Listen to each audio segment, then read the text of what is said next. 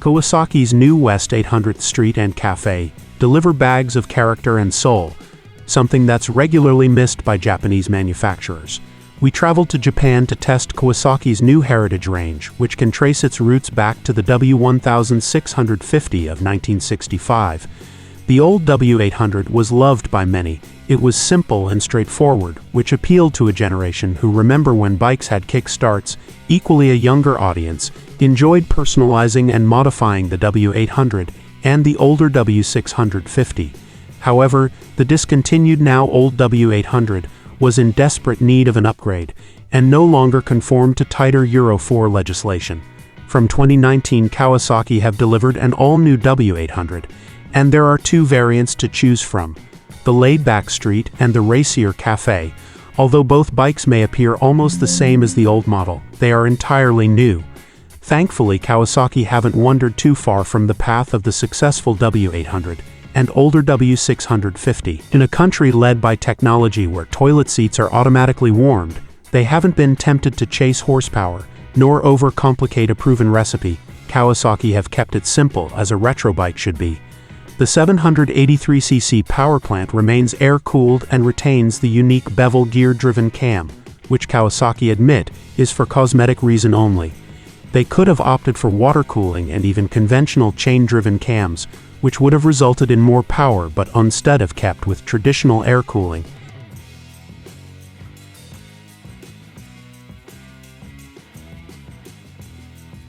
Internally, the engine has been upgraded with new pistons, but essentially it's the same, with a quoted 47 brake horsepower at 6,000 RPM, which means the new W800 is still A2 compliant.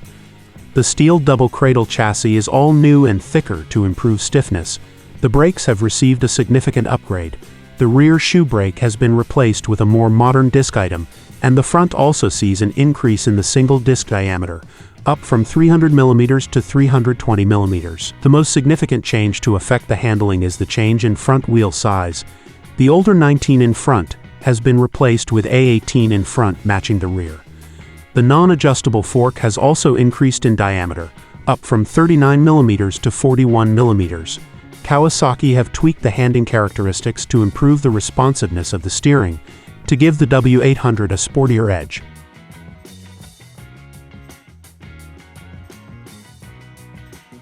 Cosmetically, it's all new. The Japanese-built W800 has some lovely detailed touches. I love the fact they've stayed with the bevel gear drive cams. They've gone to that extra effort. The air-cooled engine is a thing of beauty. The twin swept-back exhausts appear to have been stolen from the original Kawasaki 650W, which was launched in 1965, the first mass-production large-capacity four-stroke to leave Japan. Everywhere you look, there are nice little detail touches. The metal flakes in the metallic paintwork.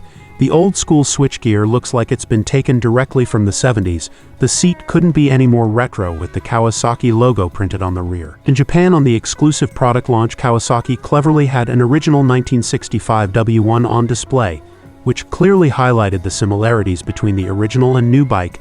The family resemblance was obvious. They both looked like they'd been produced by the same man in the same era, only the modern-day bike disc brakes hinted at the new bike's true age. On looks alone, Kawasaki need to be applauded. Over the years, Japanese manufacturers have attempted to build in character and induce some soul, but fall short, not this time.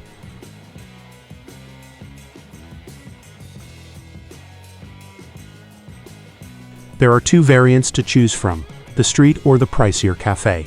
Both share the same basic platform, identical engine, performance, chassis, and brakes. The Street is easily identifiable with laid-back bars, wide retro seat, chrome-spoked rims, and small details changes, like a black-only bevel cover. The Café comes with racy drop bars, black wheels and engine plus side tank pads, chrome bevel cover, and obviously the front cowl. Choosing which bike to ride first was the hardest decision of my two-day road test. After a flip of a coin, I headed for the laid-back Street. The relatively low seat makes the W800 as intimidating as Morris dancing. The view from the retro seat is throwback to the 70s. I love the simplicity of the switchgear. The ornate clocks are simple with large faces, analog rev counter on the right and speedometer on the left. There's also a small digital display for multiple trips and clock. The parallel twin with a long Stoke 360-degree crankshaft starts with a rewarding burble. The twin exhausts sound as good as they look. A blip of the soft throttle results in an authentic exhaust tone, and the odd pop on the overrun. Kawasaki admittedly spent a huge amount of resources on the exhaust tone.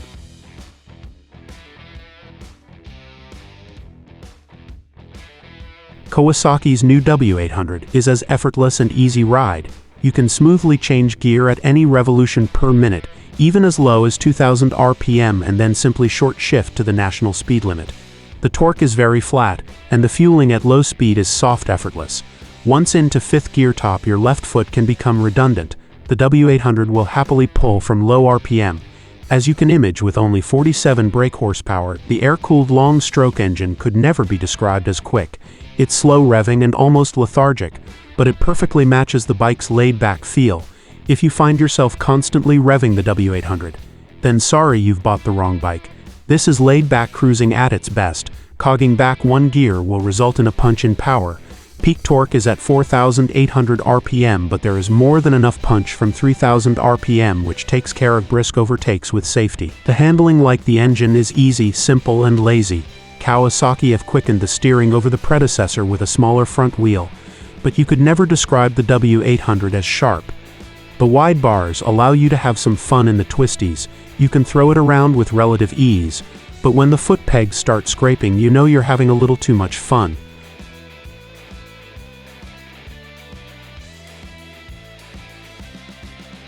Even when the pegs start to leave trails of sparks, the handling is natural. It doesn't feel like you're at the limitations of the W800 handling. The new suspension is softly sprung but still has reasonable control and damping. Some roads in Japan were poor in places, but the new W800 took imperfections without jolts and jarring. The ride is smooth. When you ask a little too much of the new ABS-assisted brakes, the front forks travel a little more than I'd like, but they don't dive to the ground like a scared toddler after a car backfires. With a full four-fingered approach, the stoppers have some rewarding bite, and the rear disc brake is a big step from the old shoe item. Despite sharing many similarities with the Street, the Café feels like a very different bike. The seat is taller by 20 millimeters and firmer.